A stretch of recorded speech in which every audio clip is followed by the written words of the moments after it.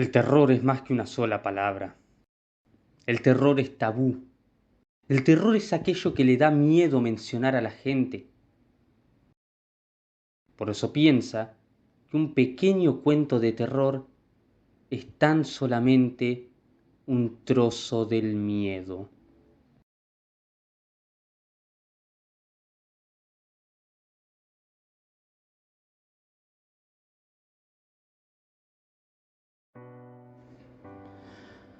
En pleno bar de noche, la borrachera de siempre me condujo por un paraje extrañamente familiar y a la vez desconocido para mí. No era la primera vez que el alcoholismo me conducía por esos senderos oscuros y perdidos en los cuales, al final, cuando recuperaba la compostura, o bien no recordaba o bien conocía el lugar donde había transitado pese a haber creído que no sabía por dónde caminaba. Hacía ya 5 meses que había perdido mi trabajo y 2 de que mi esposa me dejara llevándose a nuestros hijos con ella. Hacía ya 11 años que enfrentaba mi enfermedad del alcoholismo, sin mucho éxito, principalmente por las pocas ganas que ponía en eso. Sencillamente amaba beber. Y ahora, después de años de haber llevado mi vida por ese camino, había perdido en mis 45 años lo poco que tenía. Una esposa que ya no soportó más mi estilo de vida y un jefe que ya no toleró las faltas de trabajo, sin mencionar las llegadas al mismo estando ebrio. Aunque sé que debería haber buscado algún método para mejorar mi vida, lo cierto es que a estas alturas me importaba poco y nada lo que me pasara. Pasaba las noches en un bar cercano a mi casa, del cual frecuentaba todas las noches, excepto los lunes, pues estaba cerrado, y me gastaba poco a poco el dinero que mi despido y mi fondo de desempleo en las mejores cervezas artesanales del lugar. Los sabores de las marcas más conocidas de cervezas, el Fernet, el licor y algún que otro whisky pasaban por mi garganta y se mezclaban con mi sangre, entregándome a la brevedad algún estado temporal de despreocupación y felicidad que me dejaba olvidar mis problemas durante la noche, regresando estos junto a la resaca de la mañana siguiente. O tarde, ya que no solía levantarme hasta pasadas las 4 p.m. No tengo muchos recuerdos de ese martes por la noche, excepto que llegué al bar como siempre. Me senté en mi lugar habitual, una mesa pequeña, redonda, con solo una silla de madera oscura y, casi de forma automática, un joven de 20 años, empleado del local desde hacía 3 años, se me acercó y me preguntó si quería lo de siempre, no sin antes saludarme con una sonrisa que reflejaba amabilidad, la cual se iría conforme avanzara su jornada laboral, y a la vez cierta pena por ver a un alma perdida como la mía. Recuerdo que tomé unas 6 cervezas antes de que empezara a sentir los efectos del alcohol en la sangre y que me retiré esa madrugada del miércoles a las 4 de la mañana. Había una suerte de laguna en mi memoria, producto seguramente de la borrachera, y me encontré de pronto caminando por ciertos parajes que no reconocía. Unas calles oscuras y sinuosas de un barrio de baja categoría en el cual no recordaba haberme metido. En cierto momento, sin embargo, comencé a escuchar un leve llanto. Al principio parecía lejano, y llegué a creer que mi exceso habitual de copas me estaba jugando una mala pasada. Además, no se veía ni un alma en esas calles precarias. Sin embargo, a medida que avanzaba mi camino hacia lo que suponía era el trayecto a mi casa, empecé a escuchar con mayor claridad, al punto que vislumbré a una niña al final de la calle. Se hallaba parada en una esquina, llorando a lágrima viva y cubriendo su cara entre sus manos. De pronto, un poco de los restos del alcohol en mí desapareció y, como pude, me acerqué tambaleante donde la pequeña se hallaba. Era una niña de aproximadamente unos 7 años de edad, de pelo castaño oscuro, algo enmarañado y atado con unas simples colitas que no se aferraban muy bien a su pelo. No podía ver su rostro ya que lo mantenía oculto, pero sí se escuchaba su llanto cada vez más histérico. La situación se me hizo extraña y alarmante, sin mencionar que me generaba mala espina. Con cautela me fui acercando a la pequeña que lloraba hasta que me aproximé a ella y, como pude, traté de preguntarle si estaba bien. Una pregunta muy tonta, dado que su llanto denotaba lo contrario, pero fue lo único que se me ocurrió. Mas la niña no contestó. El susto que me surgió hizo que los estragos del alcohol desaparecieran y, lúcido por el miedo, me dispuse a irme de allí de regreso a mi casa. Estaba solo, de noche, en un barrio peligroso y con una niña que no paraba de llorar. La idea de una aparición o de un fantasma, aunque ridícula, surgió en mi mente, pero cuando me disponía a irme, escuché unos pasos doblando la esquina. Eran 2 hombres y una mujer. «Aquí está», dijo la mujer, aliviada y enojada a la vez. «Aldana», le reprochó uno de los hombres, «¿dónde te habías metido?». Me quedé atónito al ver cómo esos sujetos se detenían y caían en cuenta del estado de la niña. «Hija», dijo la mujer abrazándola, «¿qué pasó?». La niña, aún en llanto, no respondió nada, sino que bajó las manos. Lejos de verse como un espectro, se veía como una niña normal envuelta en el pánico. «Escuché un grito», dijo entre sollozos, «así que salí a ver y... La pequeña no pudo proseguir, sino que miró a la cuadra de enfrente, en la esquina, y los adultos fuimos hasta allí. «¡Ay, Dios mío!», gritó la mujer. «Mete a la niña adentro», dijo uno de los hombres. «Llamaré a la policía». El adulto, que parecía no ser progenitor de la pequeña, se inclinó de rodillas. «Lo asaltaron», dijo. «Tiene los bolsillos volteados y le faltan las zapatillas». «Yo lo vi pasar un par de veces», dijo el padre de la niña. «A veces caminaba por aquí, siempre ebrio. ¿Hola, policía?». Atónito a lo que escuchaba, volteé para ver a la víctima de asalto por haber entrado ebrio y tan tarde en un barrio tan peligroso. De más está decir que me vi a mí mismo, muerto en el suelo, con una herida de bala en el pecho, sin calzado y con los bolsillos de mi pantalón, donde guardaba mi billetera y teléfono, vueltos hacia afuera.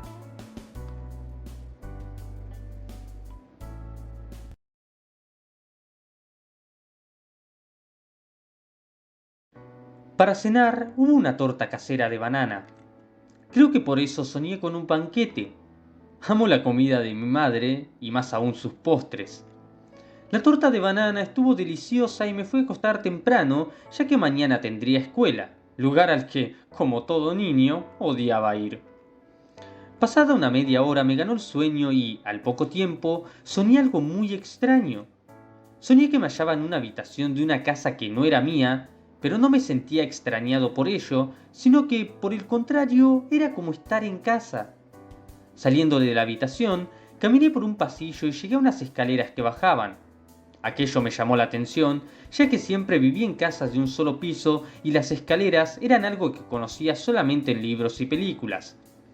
Bajando por ellas, llegué a una muy poco iluminada sala de estar que tenía un umbral sin puerta alguna por el cual pude ver una larga mesa con sillas. Acercándome, fui viendo que en la mesa había un esplendoroso banquete de todo tipo de comidas. Carnes en bandejas de plata, fruteros llenos de las frutas más variadas y exóticas, bandejas y platos pulidos y limpios, esperando ser ensuciados por los comensales, jarras con todo tipo de bebidas. Estaba maravillado ante lo que veía, que no presté atención al sonido bestial de mordiscos que se oían con total claridad. No fue hasta que crucé el umbral, ensimismado por el banquete, que noté la presencia de algo sentado en una silla en el extremo opuesto de la mesa. Se trataba de una figura humanoide enteramente oscura, agazapada sobre un pedazo de carne y comiendo como un animal de carroña. Su cabeza se veía ancha y tenía orejas enormes, las cuales se mantenían quietas mientras su cabeza se movía de un lado a otro mientras mordía con fervor lo que estaba comiendo. Solté un pequeño exhalo con sopor, producto de la impresión que aquella figura me causó. Lamentablemente, hacer eso solo delató mi presencia y la criatura dejó de comer para alzar su cabeza hacia mí. Pude ver unos ojos enormes, felinos y amarillos, encima de una boca ancha de afilados dientes. Al verme, la criatura centró toda su atención en mí y sonrió con júbilo. Fue en ese entonces que noté que, entre sus delgadas garras, estaba comiendo un brazo humano. Volteé y eché a correr escaleras arriba por puro instinto, mientras escuchaba cómo esa criatura tumbaba su silla de un salto y empezaba una persecución. Gritando como un loco, llegué hasta la habitación donde había empezado el sueño y cerré la puerta de golpe. No pasaron ni 10 segundos que la criatura llegó y comenzó a golpear la puerta, buscando tirarla abajo. Por lo visto, incluso en mis sueños los monstruos no sabían usar el picaporte. Menudo detalle. Cerré los ojos del miedo y escuché cómo la puerta cedía y caía con estrépito al suelo. Abrí los ojos solo para ver aquella figura alta, delgada, de extraña cabeza, acercándose lentamente a mí. ¡Hijo! La voz de mi madre me despertó en ese momento. ¿Tuviste una pesadilla?, me preguntó. Recomponiéndome un poco, asentí con la cabeza. Tardé unos pocos segundos en darme cuenta de que estaba en mi habitación, recostado en mi cama, con mi madre sentada cerca a mis pies. ¿Estás bien?, me preguntó, mirándome comprensiva. Asentí. Sí, dije. Soñé algo raro. Mi mamá me dejó dormir con ella esa noche, aunque no pude conciliar demasiado el sueño. Pero, afortunadamente, todo había terminado. A la mañana siguiente desayuné normalmente y fui en bicicleta al colegio. La mañana transcurrió normal. Tuve mi primera clase de matemáticas, el recreo, la hora de ciencias sociales, otro recreo de 10 minutos, hasta que tuvimos la clase de ciencias naturales en los laboratorios. Pollack, me llamó el profesor por mi apellido. ¿Puede buscar un mortero en uno de los cajones? Sí, maestro, respondí. Fui hasta la parte trasera del aula y me agaché sobre las estanterías. Abrí uno de los cajones y metí la mano para sacar uno de los morteros y grité de dolor. Todos mis compañeros se dieron vuelta para verme. Algunos gritaron conmigo al ver la sangre que saltaba de mi mano. ¡Pollack!, gritó el maestro, yendo a atenderme. Mi mano se veía normal, pero yo no dejaba de sujetarla con mi otra mano mientras la sangre seguía cayendo. ¿Qué pasó?, me preguntó el profesor, retirando mi mano sana para ver la mano herida. Tanto él como yo soltamos un grito de sorpresa al ver esas marcas de mordeduras tan profundas que no paraban de sangrar. El profesor me llevó a enfermería mientras hablaba en la dirección del colegio para pedir a alguien experto en animales que revisara las estanterías del laboratorio en busca de algún animal que se pudiera haber escondido allí, a la vez que mis compañeros eran enviados a nuestra alma para evitar más incidentes. Pero sé que es inútil. Antes de que el profesor llegara a atenderme y ver la mordida en mi mano, miré por instinto a la estantería donde estaban los morteros, y pude ver unos grandes ojos felinos y una sonrisa ancha de dientes afilados, sonriendo y con mi sangre mezclándose entre sus dientes.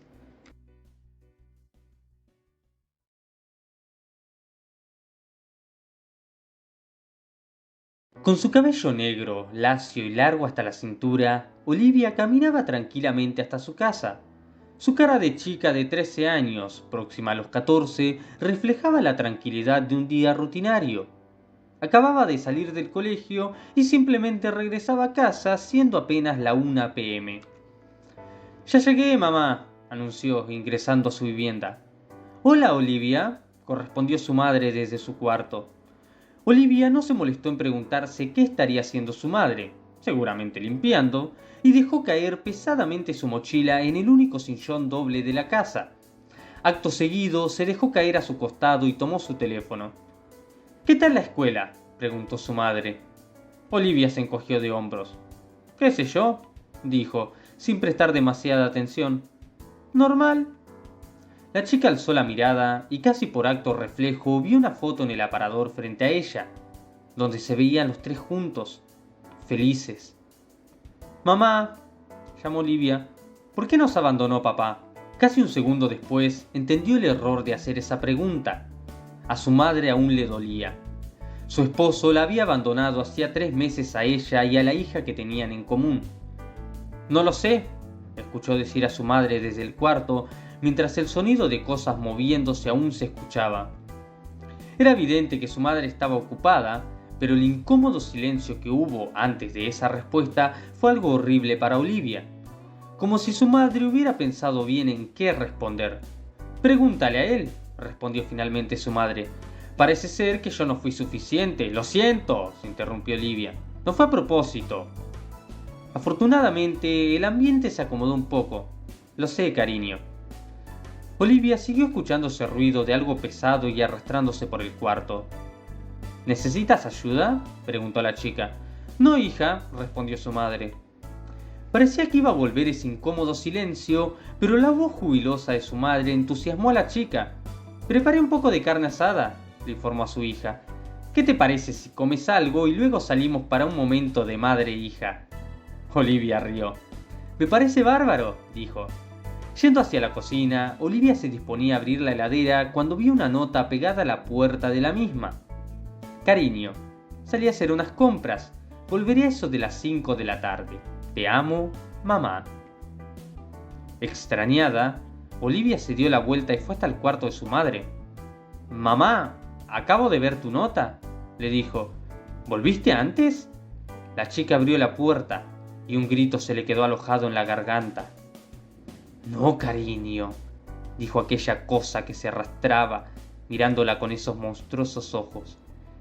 «Ella no vino antes».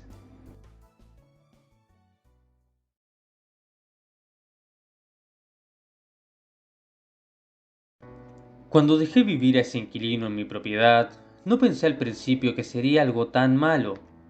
Pensé que tal vez sería algo solamente pasajero y momentáneo y no le di demasiada importancia. Al fin de cuentas, se trataba únicamente de alguien que habitaría el mismo lugar que yo y que no me ocasionaba molestia alguna. Además, vivía solo y nadie se preocupaba por mí, por lo que su presencia fue una suerte de agrado y compañía en mi vasta soledad. Siempre he sido una persona recluida y un tanto fracasada. He estado en mi puesto de trabajo, manejando una plancha en una fábrica de zapatillas, durante casi 15 años, sin ningún tipo de ascenso o los aumentos salariales que no sean los que toda empresa propone en general para ayudar con la inflación. Mis amigos, si alguna vez los he tenido, actualmente se hallan mayormente casados y con hijos. Y en el amor y la intimidad no he tenido demasiado éxito, excepto ocasiones pagas, ya que los cortejos comunes han terminado en rechazo y dolores emocionales. Así, con el paso del tiempo me quedé solo. Sin embargo, uno se acostumbra con el tiempo. El llanto terminó y la libido pareció haberse apagado. Entendí a mis amigos y no les reprochaba la falta de tiempo, y me resigné a mi lugar de trabajo. Por eso, cuando conocí a mi nuevo compañero, al principio me sentí en duda hasta que entré en confianza.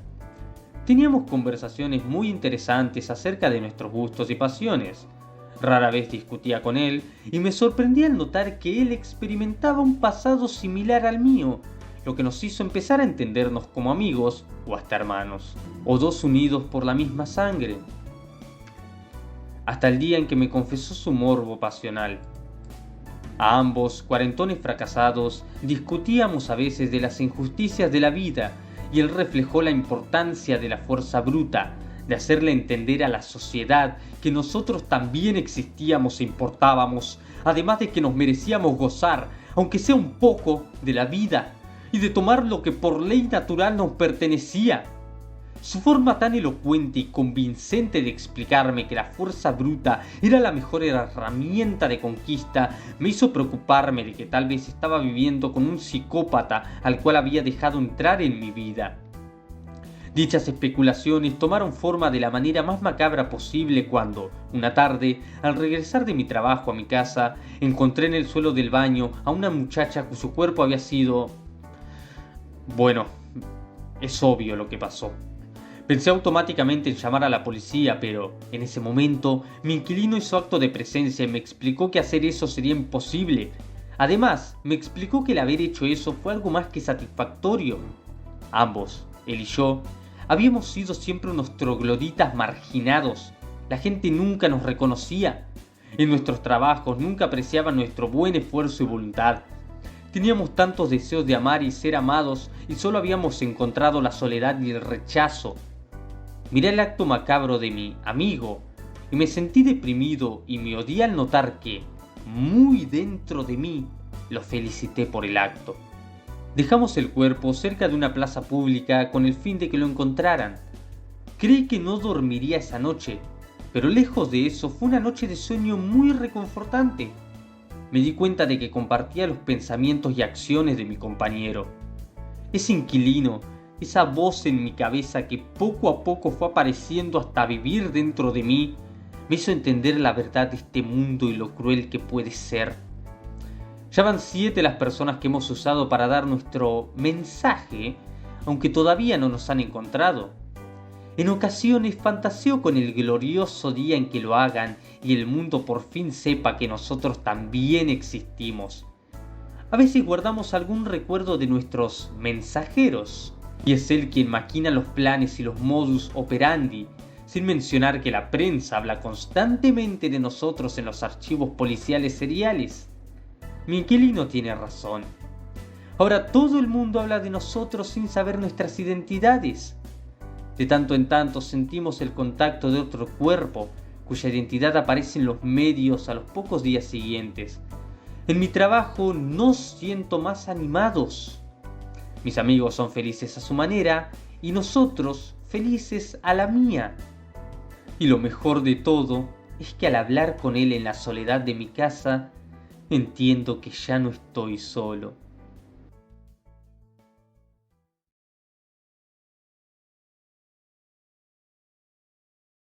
Empezar mi canal de YouTube fue una de las mejores decisiones de mi vida.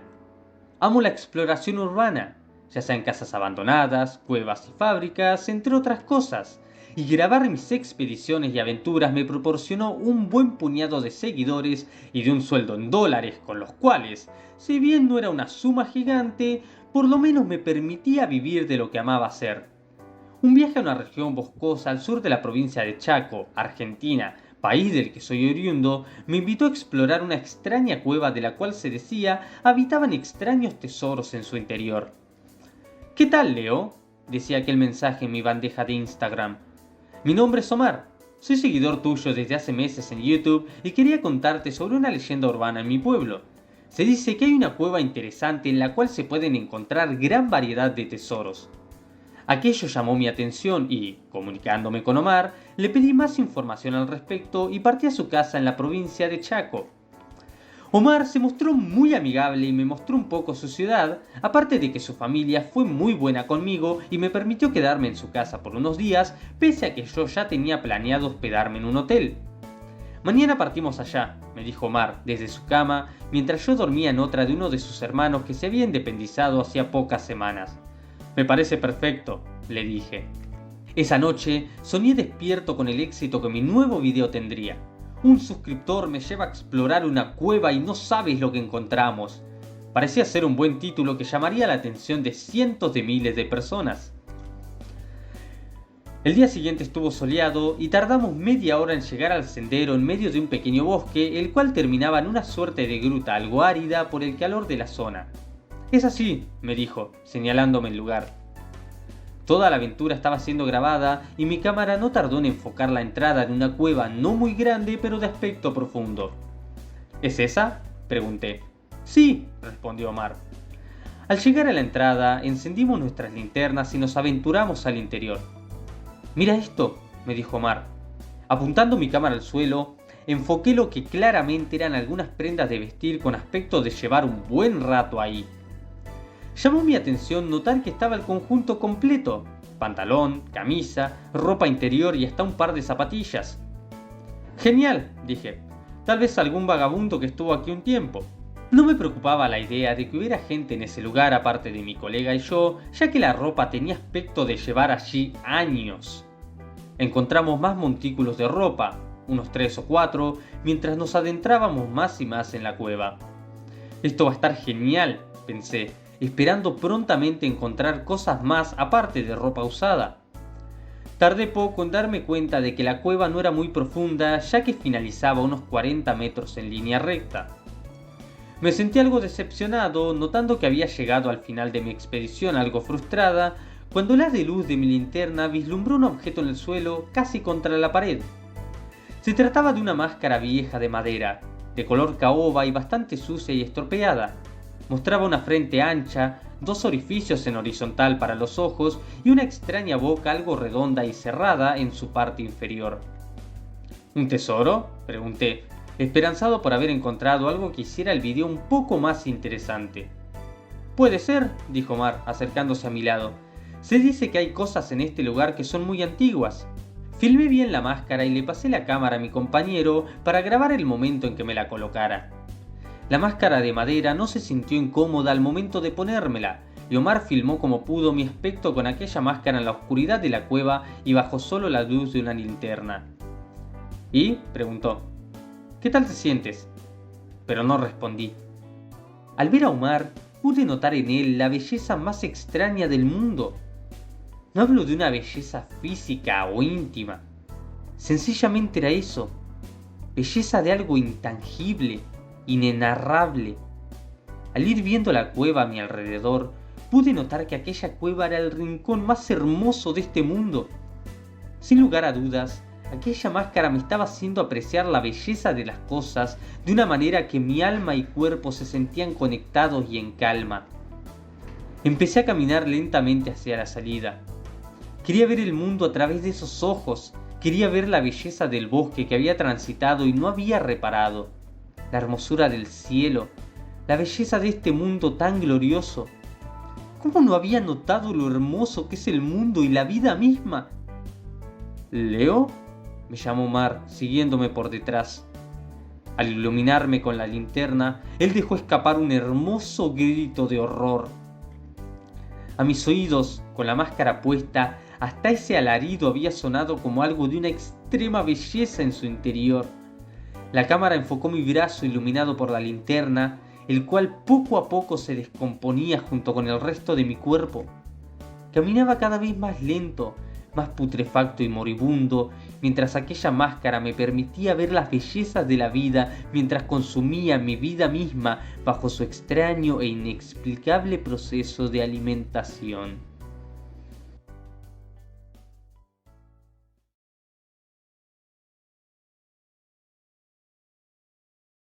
Es un libro viejo, me dijo esa anciana. No sé muy bien quién lo escribió. Estaba entre todas mis cosas.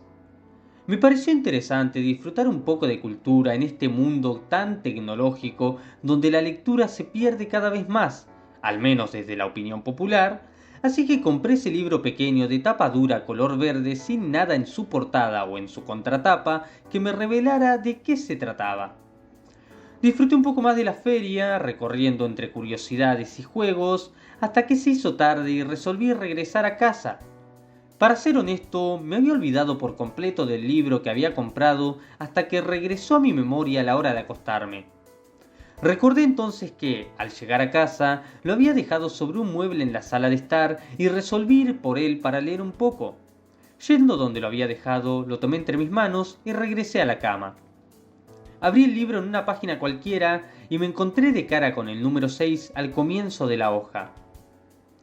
Bueno, pensé, no es que me importe empezar por aquí. Entonces empecé a leer.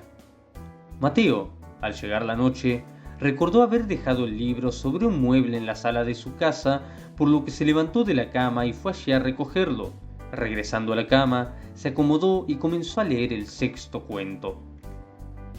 Me quedé petrificado en mi sitio.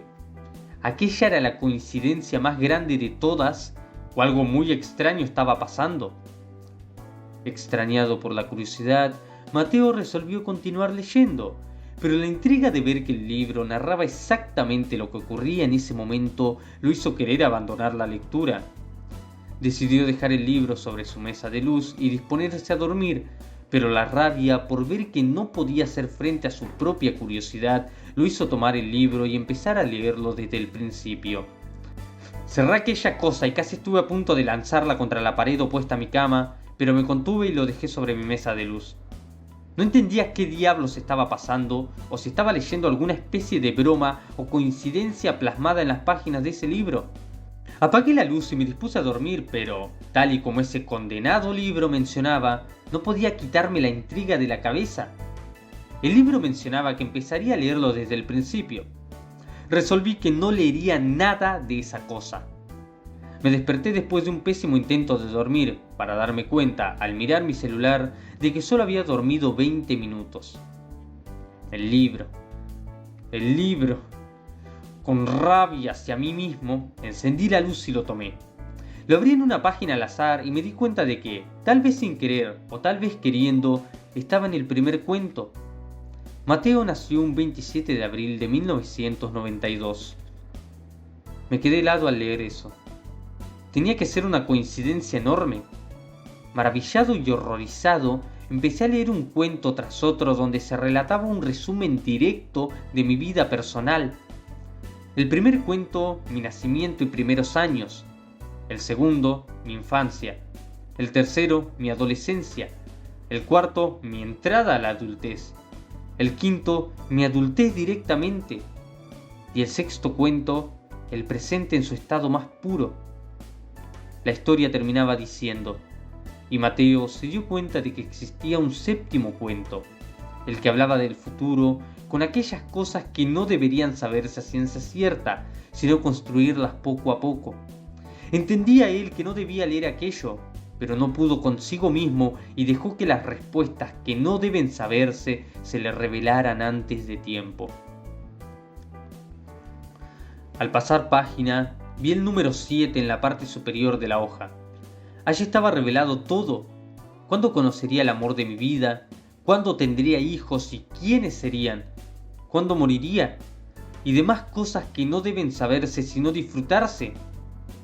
Entendí que ese libro era una condena a saber la vida en lugar de vivirla. ¿Lo sabía la anciana que me lo había vendido? ¿O hubo inocencia en sus actos? ¿Tal vez ella creó ese libro que tenía en mis manos? ¿O dijo la verdad al decir que no sabía qué libro era? No sabía eso. Lo único que sabía era que no debía conocer mi futuro antes de tiempo. Pero empecé a llorar levemente, doblegada mi voluntad, y me dispuse a leer aquello que me condenaría a no disfrutar lo que me quedara de existencia.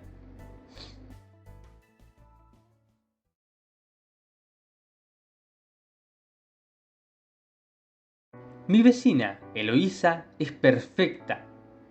Yo, en cambio, soy una muchacha muy tímida de altos complejos. Así es como comienzo esta breve historia de cómo conocí el secreto de aquella mujer que vive frente a mi departamento. Pese a que me gustan los hombres, podía encontrar en mi vecina una extraña belleza que iba más allá de lo sensual o de lo erótico.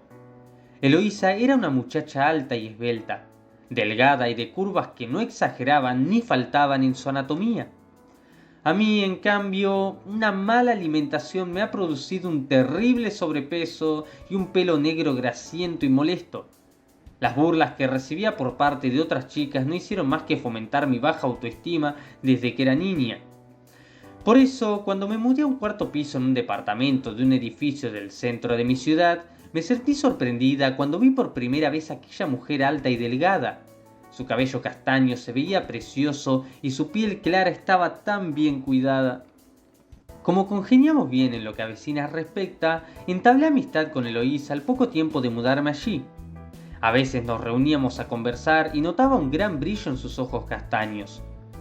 Era una de las pocas visitas que recibía, ya que se rumoreaba que algunas mujeres desaparecían en la zona ocasionalmente, lo que despertaba cierta alerta y precaución tanto de mí como de otras muchachas del lugar. No fue hasta una noche en la que volvía temprano del trabajo, del cual salí antes de hora debido a que me sentía algo enferma, que al ingresar al ascensor una chica rubia me pidió que espere y subió conmigo. «Gracias», me dijo. «De nada», respondí. «¿A qué piso vas?» «Al cuarto piso», contestó. «Departamento 7B. Yo vivo en el 7C», le dije. «¿Vas a ver a Eloísa, la cosmetóloga?» «Exacto». La chica me miró con unos ojos verdes brillantes. Confieso que envidié un poco esos ojos. Eran de los más hermosos que había visto, incluso más bellos que los de mi vecina. Los míos eran oscuros y algo vacíos. Indudablemente debía aumentar mi autoestima. «Ya llegamos», dije, cuando el ascensor detuvo su marcha. Acompañé a la muchacha hasta el departamento de Eloísa, me despedí y entré en mi departamento. Esa noche dormí bien y al día siguiente, domingo por la mañana, me desperté y comencé a hacer mi rutina de limpieza diaria.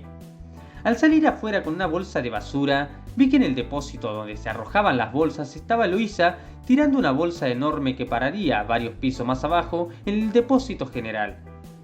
«Hola», la saludé. «Buenos días, Marta», me dijo ella. «Lindo clima, ¿no?» Yo llegué junto al depósito y me dispuse a tirar mi basura en él. «Sí, amo el calor», confesé. Eloísa me miró y se dio la vuelta rumbo a su departamento. Yo, por mi parte, me quedé con la bolsa de basura en la mano, viéndola regresar. Los ojos castaños y muy bonitos de Eloísa ahora eran de un verde perfecto. Resolví mudarme ese mismo día.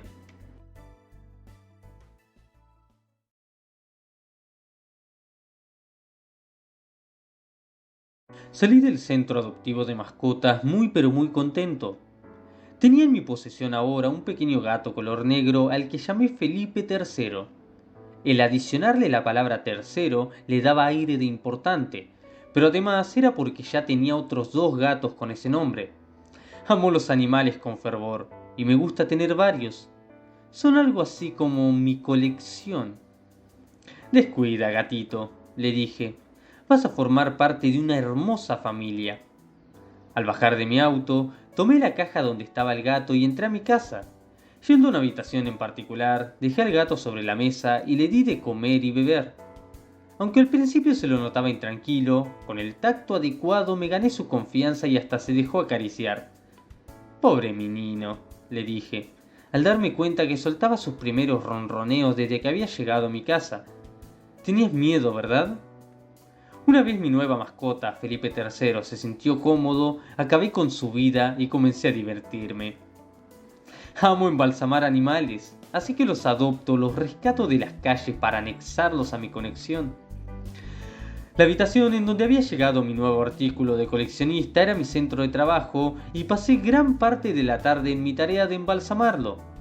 Había optado por ahorcar a Felipe III para no dañar su cuerpo. Por supuesto, había recibido ciertos arañazos y soportado maullidos de lamento y dolor hasta que todo hubo cesado. A mi primera mascota, Uriel I, un pequeño perrito blanco y de pelo enrolado, lo había matado de un martillazo en el cráneo. Tenía su cuerpo en una de las estanterías, todavía con el agujero en la cabeza, y resolví que debería buscar métodos que no dañaran el cuerpo, ya que el resultado final no me gustó para nada. Quería que mi colección de mascotas tuviera sus ejemplares en el mejor estado visual posible. Mi trabajo con Felipe III me llevó a gran parte de la tarde, por lo que decidí tomar una ducha y luego cenar. Terminaría el trabajo al día siguiente. Me di un baño caliente y muy cómodo, pero al salir de la ducha me llevé un susto de muerte ante lo que vi. Casi resbalo y caigo de espaldas en la ducha cuando corrí la cortina y vi a Jack, un perro Golden Terrier al que había adoptado 2 meses atrás en otra ciudad. Nos habíamos pasado toda la tarde jugando y corriendo por el patio hasta que lo envenené esa noche y al día siguiente lo embalsamé. Esa fue la última vez que decidí envenenar a un animal. El proceso fue lento y pasé una mala noche de sueño escuchando los dolorosos lamentos de Jack. Y ahora, embalsamado y todo, se hallaba dentro de mi baño. Me sentí alarmado ante la idea de que alguien se hubiera metido en mi casa, ya que vivo solo, y me tapé con una toalla a la vez que rodeaba al perro embalsamado de mi colección y me disponía a explorar toda la casa. No encontré a nadie. Sintiéndome extrañado, resolví vestirme y regresé a Jack a su lugar habitual en una de las repisas de mi habitación donde trabajaba en mi hobby. Unas horas más tarde, me hallaba cenando tranquilamente cuando escuché un golpe sordo en la sala de la casa. Por acto reflejo, tomé el cuchillo sobre la mesa y corrí a ese lugar. Volví a sentirme en peligro al notar que ahora uno de mis gatos se hallaba tirado en la puerta de entrada. Consideré llamar a la policía, pero pensé que eso me metería en problemas. Opté por hacer una revisión muy minuciosa de la casa y de los alrededores, pero volví a tener resultados nulos. Todo indicaba que seguía estando solo con mi colección de mascotas. Pasadas un par de horas más, volví a hacer una revisión general y, tranquilo por la soledad que proponía la casa, fui a mi cama y me preparé para dormir. Estaba conciliando el sueño cuando un nuevo ruido me despertó. Esta vez no fue un golpe, sino el sonido que hace un perro cuando está enojado y se dispone a atacar lo que tiene frente a sí. Me desperté y encendí la luz. Casi salto del miedo al ver, frente a mi cama, a uno de los 2 dogos de mi colección. Reconocí a Dogo, marrón y tan tranquilo el día que lo adopté, pero su rostro disecado y embalsamado, antes tan tranquilo e inmóvil, ahora se mostraba con un dejo de ira. Era él quien hacía ese sonido. Con pánico, salté de la cama y abrí la puerta buscando huir, pero al abrirla, retrocedí gritando al ver a otros animales de mi colección allí, todos mirándome con odio y produciendo sonidos amenazantes. gatos y perros en su mayoría, empezaron a caminar en movimientos duros pero firmes hacia mí mientras yo retrocedía hacia mi ventana. Pero Dogo me cortó el paso a mi única salida y caí de espaldas contra una pared, dejándome resbalar por el miedo. Vi a todos los animales a quienes había ofrecido falso cariño y afecto entrar amenazantes a mi cuarto, dirigiéndose a mí con odio. Y, antes de que ellos me dieran el justo castigo, entendí que los animales, al igual que las personas, también tienen sentimientos, y que esos animales habían sentido hacia mí deseos de una familia, los cuales yo había traicionado y ahora tenían otro sentimiento, el sentimiento de la venganza.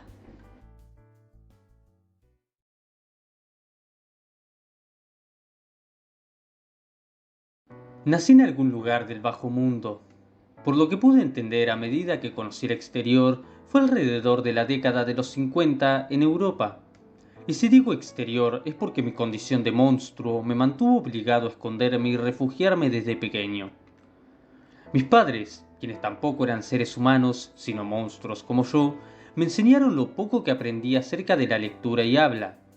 Me exhortaban a permanecer en mi cueva, escondido del mundo y de los seres humanos, para nuestra protección, y como solo salíamos por las noches a explorar y conocer nuestros alrededores, entendí que éramos seres nocturnos y que debíamos mantenernos ocultos. Siendo que tenía una educación poco convencional, pero al menos funcional, mis instintos primitivos fueron un punto clave para mi supervivencia. La prematura muerte de mis padres a mano de los hombres me obligó a abandonar la cueva donde nací y crecí y esconderme en los bosques cercanos.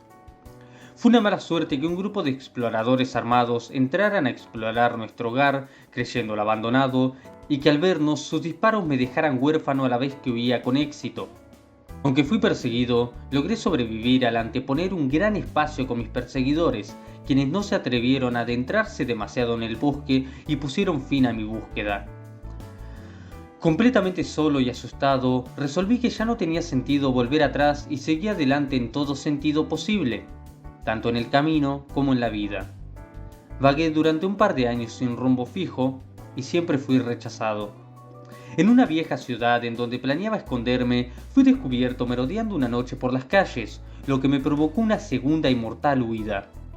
Encontré una vieja cabaña abandonada, pero mi mala suerte hizo que un día me topara con unos turistas perdidos que llegaron a mi hogar y se espantaron al verme. Sabiendo que allí tampoco estaría a salvo ahora que había sido visto, incendié el lugar y me marché. Una vieja fábrica en un pueblo prometía ser mi salvación, pero me encontraron varios meses más tarde, durmiendo en uno de los subsuelos y donde rara vez alguien ingresaba, por lo que huí del pueblo. Fueron años duros, pensando en que el mundo no tiene espacio para todos y que estaba condenado a vivir vagando y morir en un estado poco menos lamentable que mi vida misma, ya que al menos la muerte sería una, horrible, eso sí, conclusión a mi problema. La solución a mi crisis existencial llegó, si cabe decirlo, de la manera más extraña y hasta bizarra posible. Llegando a una gran ciudad una noche de invierno, un viento helado posó a mis pies una pancarta. La tomé y, como mis padres me habían enseñado a leer, pude entender lo que allí decía. Se solicita monstruo. Si es acaso usted una persona con características extrañas, o directamente un ser sobrenatural, dueños acaudalados de importante mansión abandonada y turística buscan a alguien que cubra las características adecuadas para despertar intriga e interés en la gente y ambiente el lugar. Abajo, en letras más pequeñas, se podía leer una dirección y los nombres de las personas con las que se debía hablar. Sin poder creer mi buena suerte, y con energía y esperanzas renovadas, me dirigí presurosamente hacia dicho lugar. La entrevista de esa noche con tan extraños dueños fue exitosa y conseguí el empleo. Desde mi llegada, rumores de que un monstruo atroz recorre la mansión de Jessica, una de las múltiples propiedades de unos acaudalados estancieros de apellido Guzmán, aumentaron el interés y las ganancias, tanto por los que pagaban una guía turística como los valientes que pagaban un alquiler o un hospedaje. A veces me dejo ver por algún distraído que grita y asegura haberme visto, mientras yo ya estoy nuevamente escondido en las sombras o en pasajes secretos que mis empleadores construyeron en la mansión y que solo pocos conocemos. A veces dialogo con los huéspedes, hasta que me ven y huyen despavoridos. Trato de ser precavido, pues sé que asustar a alguien sería peligroso por el que el miedo provocaría peligro a mi integridad física.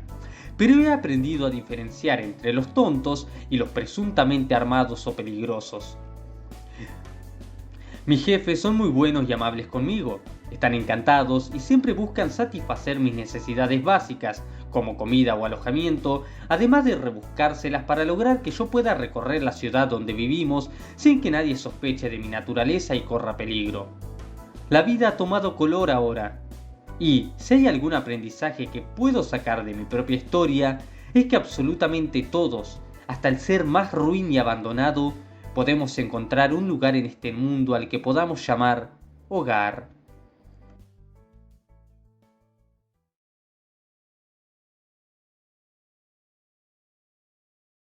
De verdad, de verdad, el bloqueo creativo debe de ser una de las cosas más horribles que puede pasarle a cualquiera. Digo, tienes una idea, pero no sabes dónde ni cómo empezar. Pruebas comenzando al azar, a ver si en una de esas la cosa surge por sí sola.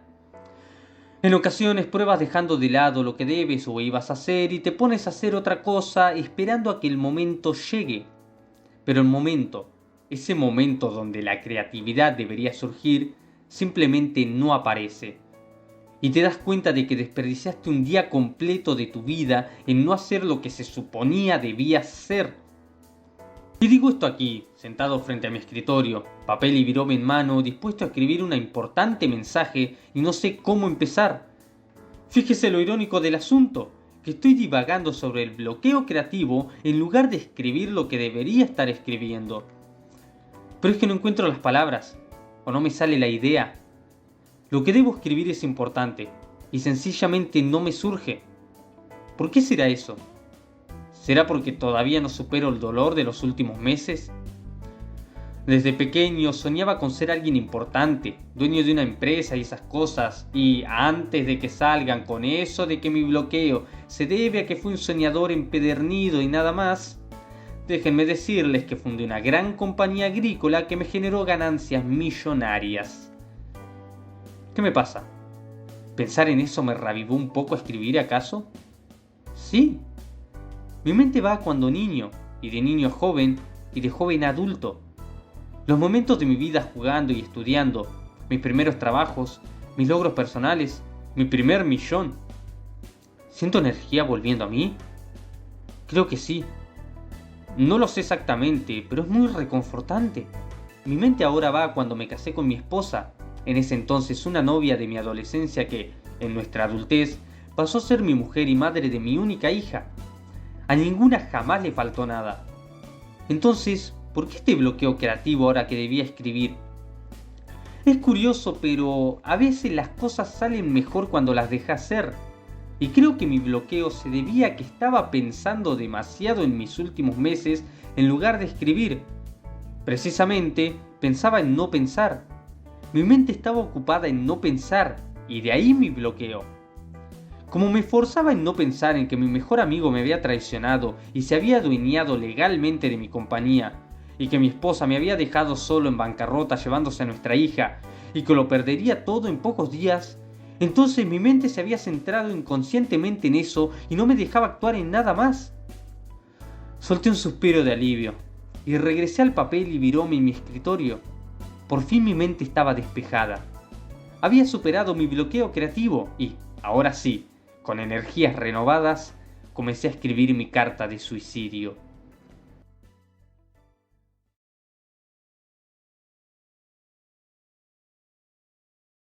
Pese a que me había dormido hacía relativamente poco, me desperté producto de la luz que se colaba por mi ventana. Me sentí extrañado, ya que mi cerebro me indicaba que era muy tarde y que había dormido poco y, a juzgar por el cansancio de mi cuerpo, parecía que no había dormido demasiado tiempo. La jornada del viernes había durado un poco más de lo imprevisto, limpiando el viejo edificio donde oficio como conserje, y un chico había tenido la brillante idea de meter un petardo en un inodoro. Ya se imaginarán cómo terminó el asunto. Por fin, luego de 2 horas de retraso, pude terminar con el trabajo y dejé los correspondientes arreglos a los muchachos de plomería. que ellos se encargaran de cambiar el inodoro y arreglar las tuberías. Yo ya había hecho mi parte de limpieza. Después de cenar, me di una ducha reparadora y me acosté a dormir a eso de las 11 de la noche. La luz sola me despertó e, intrigado, me levanté de la cama sintiéndome aún muy agotado.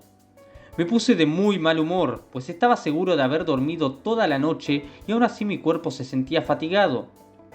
No obstante, una mirada a mi teléfono me hizo abrir los ojos de sorpresa al ver que era exactamente la medianoche. Afuera, sin embargo, se veía la plena luz del día entrando por mi persiana entreabierta. Pensé que tal vez había visto mal y que en realidad era mediodía, pero los 4 ceros, separados en 2 grupos de 2 por 2 puntos, me indicaban que era las 12 de la noche. Intrigado, levanté enteramente la persiana y casi grito de horror al ver en él un paisaje apocalíptico en donde debía de verse el barrio central en donde vivía. No reconocí el lugar, pero sí fui testigo de un escenario donde el caos y la destrucción se veían iluminados por un intenso sol naranja. Estaba seguro de estar alucinando. Abajo, varios pisos bajo mis pies, se veían escombros, derrumbes, polvos y abandono. Y lo peor de todo fue ver que, entre todo aquello, unas figuras humanoides caminaban hacia el edificio. Bueno, caminar quizás no era la palabra más adecuada. Reptar parecía ser más acertada. Sintiendo que mi corazón fallaría de un segundo a otro, retrocedí de la ventana y me bloqueé mentalmente. No sabía qué hacer. Un grito recorriendo los pasillos del lugar me indicó que lo peor de esa pesadilla había comenzado. Claramente, esas cosas habían entrado y ahora buscaban a la gente. A mi cabeza, un torbellino de dudas y emociones negativas me impedía pensar con claridad. No entendía nada. Acababa de despertar en mi cama, con un sol intenso, en el departamento de mi edificio. ¿Qué había pasado? ¿Por qué nada podía ser normal? Era tal la situación de mi confusión que mi mente estaba bloqueada. Pero el horror fue aún mayor cuando noté que alguien intentó abrir la puerta de mi vivienda. ¡Fuera!, grité por instinto. El ruido se detuvo. ¿Hay alguien?, oí una voz familiar. ¿César? ¿Héctor?, pregunté. Sin pensarlo más, fui y destrabé la puerta. El rostro de uno de mis vecinos de edificio, a quien conocía de años, se mostró aterrorizado. «Perdón», me dijo, «pensé que estaba vacío». «¿Qué está pasando? No sé», me dijo. «Me despertaron los gritos». «A mí la luz», le dije. «Pensé que era de día». Con la puerta abierta, los ruidos de gritos se oían con mayor intensidad. Algunos se oían de gente suplicando. Otras personas se oían violentas. Y a esas voces se entremezclaban otras que parecían ser murmullos de voces guturales. «Hay que salir de aquí», me dijo Héctor. «¿A dónde?», pregunté. «No sé», me dijo él, «pero si nos quedamos nos van a encontrar». Supe que mi vecino tenía razón, por lo que nos dimos a la fuga. Bajamos por las escaleras algunos pisos, tratando de ser rápidos pero discretos. En uno de los pasillos, mientras bajaba a toda velocidad, logré ver a una de esas cosas. Era como un ser humano, desnudo, raquítico y enteramente color naranja. «¿Qué son?», pregunté. «Creo que alguna vez fueron personas», dijo él. Llegamos al primer piso, dispuestos a escapar, y solo ahí, mientras asimilaba todo, mi cerebro empezó a funcionar con lucidez otra vez. Me detuve. «¿Cómo sabías eso?». Héctor se detuvo y se dio vuelta. «¿Cómo sabía qué? ¿Que antes eran humanos?», le dije. «Además, vives en el segundo piso y yo en el octavo. Tardaste unos 5 minutos desde que empezaron los gritos, lo que significa que fuiste directo a mi departamento. ¿Por qué?». El rostro de Héctor, acorralado ahora, se mostró preocupado. «Los dueños», dijo. «Sé que conocen este lugar, que ellos nos trajeron a todos aquí, no sé cómo, pero me lo dijeron hace mucho tiempo. ¿Y por qué me buscaste?». «Me amenazaron», aseguró ese hombre. «A los pocos que nos dijeron lo que iban a hacer, nos prometieron que no nos pasaría nada, pero si no cooperábamos...». Una puerta a nuestro costado se abrió y vi salir varias de esas figuras horrendas. «Yo cumplí mi palabra», dijo Héctor, asustado. A nuestro alrededor, más de esas cosas empezaron a aparecer. Me causó miedo y lástima ver que, entre todos los seres que iban apareciendo por todos lados, algunos presentaban facciones familiares. «¡Yo cumplí!», volvió a gritar Héctor. Alejado de nosotros dos y del tumulto de seres, vi a 2 figuras un poco más altas que las demás.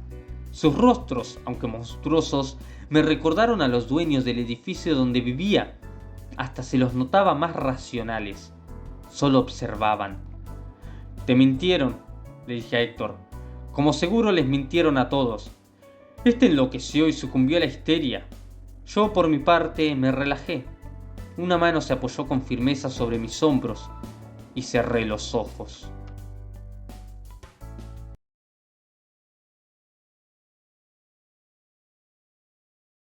«Mamá, creo que anoche vi un monstruo».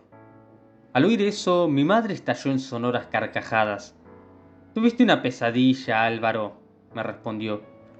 Durante el desayuno no había tenido ocasión de contarles a mis padres lo que había visto. Una cabeza normalmente grande, de boca ancha y gruesos labios, sin pelo, una nariz redonda y ojos enormes y almendrados. La cosa me había estado mirando desde mi ventana, atisbando tras el cristal, escudriñando mi habitación hasta que vi que su cabeza giraba en mi dirección y cerré los ojos haciéndome el dormido. Solo después de unos minutos miré otra vez. La cosa seguía allí, pero mirando a la calle, y lo vi marcharse. «¿Es en serio?», repliqué.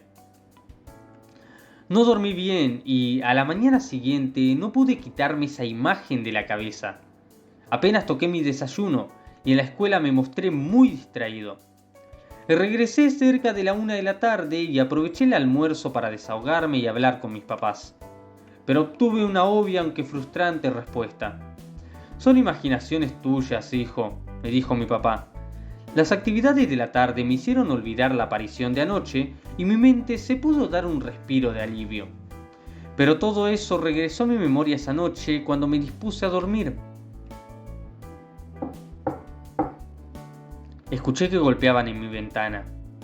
Calculé que había estado unas 3 horas dormido. Procuré no prestar atención y fingí seguir durmiendo. Al cabo de un rato abrí los ojos. Allí estaba otra vez esa cosa, al igual que anoche, mirando con curiosidad mi cuarto. Volví a cerrar los ojos y esperé unos segundos. Cuando ya no oí nada más, volví a abrir los ojos. El monstruo me miraba fijamente. Lo que fue peor fue que al hacer contacto visual sonrió de júbilo. Cerré los ojos de miedo y me abstuve de gritar. Escuchaba sus jadeos de emoción. No parecía querer parar. Al rato hubo silencio. No volví a abrir los ojos y me quedé dormido. «¿Te ves terrible?», me dijo mi niñera esa mañana. Mis padres trabajaban. «¿Te sientes enfermo, Álvaro?». «No», contesté, «estoy cansado». Mientras desayunaba, la niñera fue al baño. Miré al salón donde provenía el ruido y vi por una ventana la cosa. Grité de miedo y la niñera salió disparada del baño. «Álvaro, ¿qué pasa?». No supe responder. La cosa salió corriendo apenas grité, sin dejar su expresión de júbilo. Desde ese día lo he visto en todas partes. La ventana del colegio, o cuando paseaba en auto, o cuando salíamos a cenar en familia. Al principio me aterrorizaba, gritaba, o me mostraba paranoico al punto de haber preocupado a todas las personas de mi entorno. Siguió una época en la que me acostumbré a su presencia, al punto que ya no me sorprendía y hasta empecé a ignorarlo. Y eso fue peor. Porque siempre que bajaba la guardia, producía algo para asustarme. Si era en mi cuarto, esperaba que yo me quedara dormido y entraba a sentarse sobre mí y despertarme hasta aterrorizarme. Una vez dejó caer una gruesa rama de árbol frente a mí. E incluso una vez en que cenábamos con mi familia en un restaurante y yo no le prestaba atención, dejó caer sobre mí una silla de un balcón que funcionaba como una especie de segundo piso, la cual me hizo mucho daño. Mis padres notan algo raro, pero yo intento fingir naturalidad tanto frente a ellos como frente a todos en mi entorno cercano. Aunque me cuesta mucho. No sé qué quiere esa cosa de mí, pero sé que juega un juego conmigo. Un juego enfermizo de llamar mi atención. Y mi mente se siente a esta altura de los hechos tan cansada que ya no sé cuánto más voy a poder aguantar.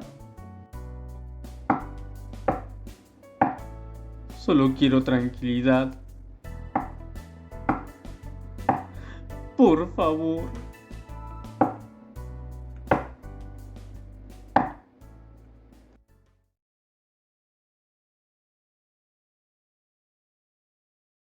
Tenía 11 años cuando mi padre, debido a las obligaciones bélicas del gobierno, se vio obligado a enlistarse en el ejército y partir a la guerra. Nunca más volví a verlo. Yo era una niña en ese entonces y, aunque no entendí muy bien los motivos que obligaron a papá a marcharse de nuestro hogar y de nuestro país, sí pude entender la gravedad del asunto y lloré amargamente la partida de mi padre. Tanto mi madre como mis tías, hermanas de mi papá, me aseguraban que no debía estar triste y que él regresaría pronto. Sin embargo, supe, al mirarlas a los ojos, que estaban mintiendo y que se sentían tan angustiadas como yo. En esa vieja estación de trenes en mi ciudad natal, vestido de civil y con amargura y determinación en su rostro, despedí a mi padre por última vez en la vida. No sabría decirlo con exactitud, pero creo que los primeros meses fueron los más duros de todos. Corría el año 1990 cuando eso pasó y no nos podíamos comunicar como la gente se comunica hoy en día, por lo que las cartas que papá prometió mandar las esperé con muchísimas ansias.